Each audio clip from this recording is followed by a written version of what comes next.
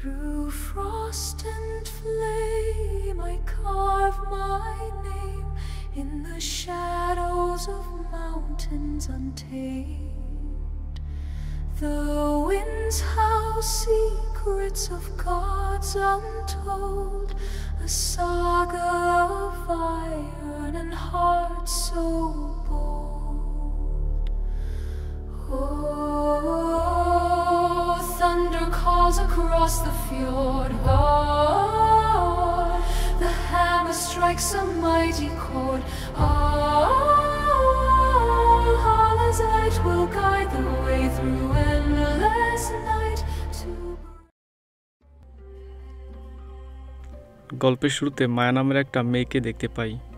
সে এখন তার জীবনে ঘটে যাওয়া বাস্তব একটা ভৌতিক ঘটনা আমাদের সাথে শেয়ার করবে। 2007 সালের জাকার্তা শহর।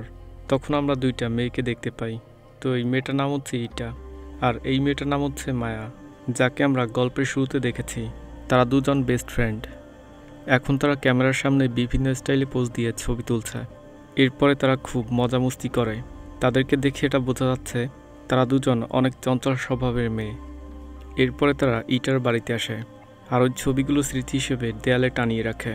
একে অপরের সাথে কথা বলার সময় আমরা এটা জানতে পারি ইটা শারীরিকভাবে অসুস্থ, কারণ তার নাক দিয়ে মাঝে মধ্যে তাজা রক্ত পড়ে।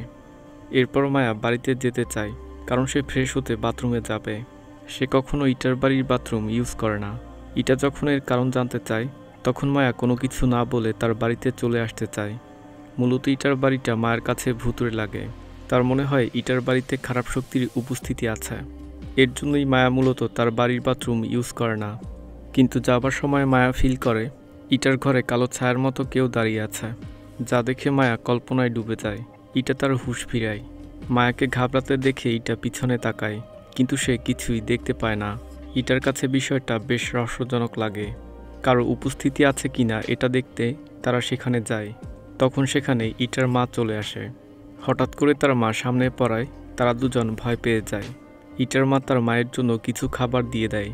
এই রকম মা সবার থাকলে বেস্ট ফ্রেন্ডদের অনেক সুবিধা হতো। আমার বন্ধুবান্ধব দেখলে তো আমার মা ঝাড়ু নিয়ে পড়ে। আদর আপ্যায়নের কথা তো দূরে থাক। যাই হোক, তো বাই বলে মায়া বাড়ির দিকে রওনা হয়।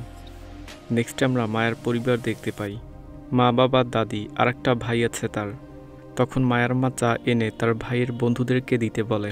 মায়া চাটা তাদেরকে দেয়। এদের মধ্যে এটা হচ্ছে মায়ার ভাই, তো তার নাম হচ্ছে ইন্দ্রা। আর বাকি বন্ধুদেরকে আমরা ধীরে ধীরে চিনব। তখন তারা বলাবলি করছিল আমাদেরকে যেতেই হবে, অর্থাৎ তারা হাইকিং করতে গুনিং জিডি পাহাড়ে যাবে। এই কথাটা মায়া শুনে ফেলে আর এসে তাদেরকে বলে, আমিও কি তোমাদের সাথে যেতে পারি? যা শুনে তারা সবাই চুপ হয়ে যায়। ইন্দ্রা মায়াকে নিতে রাজি হয় না, কারণ সে আগে কখনো পাহাড়ে হাইকিং করেনি। তাছাড়া হাইকিং করতে ফিজিক্যাল ও মেন্টাল প্রিপারেশনের দরকার হয়। কিন্তু মায়া জেদ করে আর বলে সে তাদের বোঝা হবে না, সে হাইকিং করতে পারবে। তারপরও তারা রাজি হচ্ছিল না, কারণ তার তো হাইকিং করার জন্য প্রয়োজনীয় ইকুইপমেন্ট নেই। তাছাড়া আরও সমস্যা আছে, সেটা হলো পাহাড় অনেক ভয়ঙ্কর, যে কোনো সময় যে কোনো কিছু ঘটতে পারে। মায়া অনেক জেদি, সে বলে সে যাবেই। এটা শুনে সবাই একটু চিন্তা করে, অবশ্য পরে তাকে নিতে রাজি হয়ে যায়। এর জন্য সে অনেক খুশি হয়। সে যে হাইকিং করতে তার ভাইয়ের সাথে জিডি পাহাড়ে যাচ্ছে এটা মায়া ইটাকে জানায় আর বলে তুমিও আমাদের সাথে হাইকিং করতে চলো। কিন্তু তার বাবা ঘোরাফেরা একদমই পছন্দ করে না, তাই তার বাবা ইটাকে হাইকিং করতে পাহাড়ে যেতে দিবে না। এটা ভেবে ইটার মন খারাপ হয়ে যায়। কথা বলার সময় ইটা খেয়াল করে তার মাথা থেকে একগোছা চুল হাতে উঠে এসেছে। জলজান্ত একটা মেয়ের মাথা থেকে এভাবে চুল উঠে আসাটা বিপদের ইঙ্গিত করছে। ইটা বলে, আচ্ছা আমি মায়ের সাথে কথা বলে দেখছি কি করা যায়। পরের দিন তার মা এই কথা জানতে পেরে তার মুখের রিয়াকশনটা এইরকম হয়েছে। দুজনে মিলে মায়ের ব্রেন ওয়াশ করে তাকে রাজি বানিয়ে ফেলে। এবার হচ্ছে বাবার পালা। বাবা আসলে তার মা বলে ইটা মায়ের সাথে হাইকিং করার জন্য যেতে চাইছে। এটা শুনে তার বাবা সাথে সাথে না করে দেয়, যা শুনে ইটা তার বাবার কাছে গিয়ে বলে, প্লিজ বাবা। তো মিষ্টি করে বললে তার বাবা না করতে পারে না। এটা শুনে তারা দুজন ঈদের মতো খুশি হয়। সত্যি প্রত্যেক বাবাই চায় তার সন্তানের মুখে হাসি ফোটাতে। তো এরপর সকালে মায়া ইটাকে বলছে যে তার ভাই বলেছে ফিজিক্যালি ফিট থাকার জন্য তাদেরকে এক্সারসাইজ করতে হবে। এক্সারসাইজ করতে যাওয়ার সময় মায়া ইটার মাথার কাছে ওই খারাপ সত্তা বা বদ জিনটাকে দেখতে পায়, যা দেখে মায়ার হুঁশ উড়ে যায়। ভয় পেয়ে মায়া এক্সারসাইজ না করেই বাড়িতে চলে আসে। মায়া চলে গেলে ইটা টের পায় ওই ঘর থেকে অদ্ভুত শব্দ আসছে, তাই ইটা ওই রুমের সামনে যায়। পিছন থেকে তার বাবা বলে, তুমি এখানে কি করছো? হঠাৎ পিছন থেকে ডাকায় ইটা ভয় পেয়ে আটকে ওঠে। সেখান থেকে চলে যায় সে। তারপর ইটার বাবা যখন ওই রুমের দরজাটা খোলে তখন স্ক্রিন ব্ল্যাক হয়ে যায়। পরের দিন মায়া ও তার ভাই পরিবারকে বিদায় জানাচ্ছে, কারণ আজই তারা হাইকিং করতে যাবে। বিদায় নিয়ে তারা ইটার বাড়িতে আসে ইটাকে নিতে। তখন ইটা রেডি হচ্ছিল। ইটার বাবা তাকে কালো একটা ব্যাগ জাতীয় কিছু একটা দেয় আর বলে এটা পাহাড় থেকে নিচে ফেলে দিবে। তো এই ব্যাপারটা মনে রাখবেন, এটাই গল্পে খুবই গুরুত্বপূর্ণ একটা বিষয়। আমার কেন জানি ইটার বাবাকে সন্দেহজনক লাগছে। যাই হোক, সামনে দেখি কি হয়। প্রথমবারের জন্য পাহাড়ে যাওয়ায় তারা দুজনই অসম্ভব খুশি ছিল। তখন ইন্দ্রা বলে, আমাদের জন্য বাকি সবাই অপেক্ষা করছে, তাই তাড়াতাড়ি চলো। তো তাদের গ্রুপের মোট সদস্য সংখ্যা ছিল 7 জন। তারা সবাই জিডি পাহাড়ে যাওয়ার জন্য রাত পর্যন্ত ট্রাভেল করে। এরপর পিকআপ থেকে তারা একটা জায়গায় নামে। দেন তারা আবার মিনি বাসে করে জিডি পাহাড়ের দিকে রওনা হয়। অবশেষে তারা জিডি পাহাড়ে চলে এসেছে, তাই তারা মিনি বাস থেকে নামে। মিনি বাস থেকে নামার পর ইটার পেটে ব্যথা করছে, কিন্তু সে ঠিক আছে। তো সামনে কি অপেক্ষা করছে তাদের জন্য? রাত কাটানোর জন্য তারা একটা হোটেল ভাড়া করে। সকাল 7টায় যেহেতু উঠতে হবে, তাই তারা সবাই ঘুমিয়ে পড়ে। সবাই গভীর ঘুমে আচ্ছন্ন। রাত যখন 4টা বাজছিল তখন ইটা ঘুম থেকে ওঠে, কারণ তার ভীষণ পেটে ব্যথা করছে। সে মায়াকে ডেকে তোলে আর বলে, আমি মনে করি আমার পিরিয়ড হয়েছে।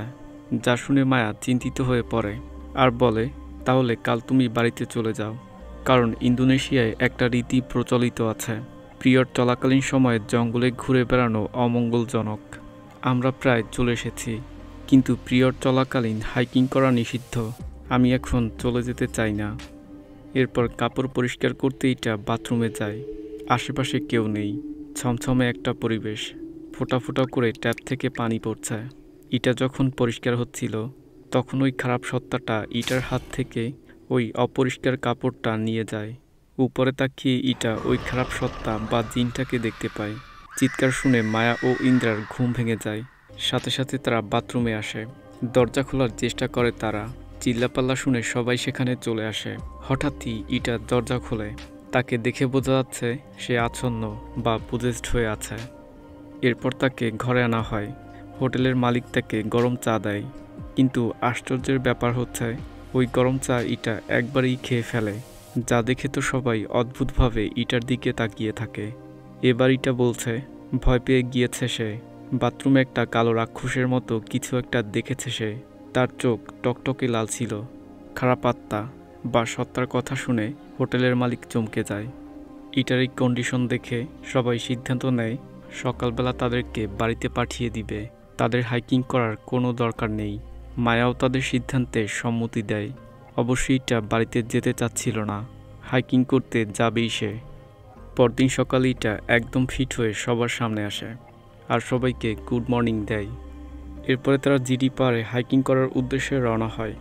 অন্যদিকে ইটার মা ইটার রুম পরিষ্কার করতে গিয়ে ডাস্টবিনে ইটার মাথার ছেঁড়া চুল আর রক্তে ভেজানো টিস্যু পায়, যা দেখে তার মা ফিল করতে পারে তার মেয়ের সাথে ভয়ঙ্কর কিছু হতে যাচ্ছে। এই ব্যাপারটা সে তার স্বামীর কাছে বলে, কিন্তু ইটার বাবা তার কথাতে তেমন পাত্তা দেয় না। সে বুঝিয়ে বলে যে তার মেয়ের কিছুই হবে না। এদিকে কিছু দূর হাঁটার পর ইটার নিঃশ্বাস ঘন হয়ে আসছে, যা দেখে ইন্দ্রা বলে, তুমি কি ক্লান্ত হয়ে গিয়েছ? তাহলে আমরা একটা ব্রেক নেই। ইটা তাদের কথা শুনতে পায় না, শুধু কানে বিপ সাউন্ড শুনতে পায়। জোরে জোরে ডাক দিলে ইটার ভ্রুম ভেঙে যায়। এরপর তারা একটা লেকের পাড়ে বিশ্রাম করছিল। হঠাৎ করে ইটা কাউকে কিছু না বলে ওই লেকের পাড়ের দিকে যেতে থাকে আর সেখানে দাঁড়িয়ে থাকে। তখন ইটা লেকের পানিতে কিছু একটা ফেলে দেয়। এটা আমাদেরকে মনে রাখতে হবে, কারণ এটার সাথে এই গল্পটা সম্পূর্ণ কানেক্টেড। কাঁধে হাত রাখলেই ইটা পিছনে ফিরে তাকায়। তার চোখ সাদাটে হয়ে গিয়েছে। আচমকা মায়ের গলা চেপে ধরে ইটা। সাথে সাথে তার চেহারা পরিবর্তন হয়ে যায় আর বলে, এখান থেকে চলে যা, জঙ্গলের রানী রেগে আছে। সবাই সেই ইটার মায়াকে বাঁচায়। পরে মায়া ইটাকে বলে, তোমার কি হয়েছে? তুমি একটু আগে পজেসড হয়ে গিয়েছিলে। কিন্তু ইটা এই কথা মানতে চায় না। সে আবারও হাইকিং করতে চাচ্ছে, তাই তারা আবার হাইকিং করা শুরু করে। এবার হঠাৎ করে মায়া আর ইউকাপ জঙ্গলের মধ্যে বাচ্চার হাসির শব্দ শুনতে পায়। তারা এটাকে ইগনোর করে সামনের দিকে যেতে থাকে। হঠাৎ করে মায়া একটা বৃদ্ধ মহিলার আত্মা দেখতে পায়। তখন ওই আত্মাটা বলছিল ইটাকে বাড়িতে পাঠিয়ে দে, কারণ সে কলঙ্কিত। কথা না শোনায় সবাই কানে বিপ সাউন্ড শুনতে পায়। শব্দটা এত প্রখর ছিল যে তারা সবাই মাটিতে লুটিয়ে পড়ে। কিছুক্ষণ পরে সবকিছু স্বাভাবিক হয়ে যায়। এবার সবাই ভয় পেয়ে গিয়েছে, বলতে থাকে এখানে কি হচ্ছে। হয়তো এই সব কিছু ইটার জন্য হচ্ছে।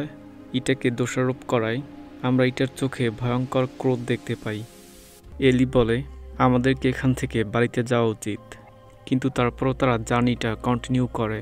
কিছু দূর যেতে না যেতেই ইটার পেটে ব্যথা শুরু হয়, যা দেখে মায়া তাদেরকে ডাক দেয় আর তাদেরকে থামতে বলে। সুস্থ করতে মায়া ইটাকে পানি পান করায়। আকস্মিকভাবে ওই খারাপ সত্তা ইটার উপর ভর করে। ইন্দ্রা তার ভ্রম বা তাকে পার্থিব পৃথিবীতে ফিরিয়ে আনার চেষ্টা করে। মায়া লক্ষ্য করে একটা বৃদ্ধ মহিলার আত্মা ইটাকে পজেস করছে। সে বারবার বলছে ইটাকে এই পাহাড় থেকে নিয়ে যাও। তারপর ইটা অচেতন হয়ে যায়। জার্নির অন্তিম মুহূর্তে সে সবাই সিদ্ধান্ত নেয় তাদের এবার বাড়িতে ফিরে যাওয়া উচিত। বাড়িতে যাওয়ার কথা শুনে ইটার মধ্যে থাকা ওই খারাপ সত্তাটা আবার জেগে ওঠে আর বলে আমি বাড়িতে যাব না। তোমরা যদি কেউ আমার সাথে না যাও তাহলে আমি একাই পাহাড়ের চূড়ায় উঠব। এটা বলে ইটা যাত্রা শুরু করে দেয়। তার পিছন পিছন মায়া যেতে থাকে।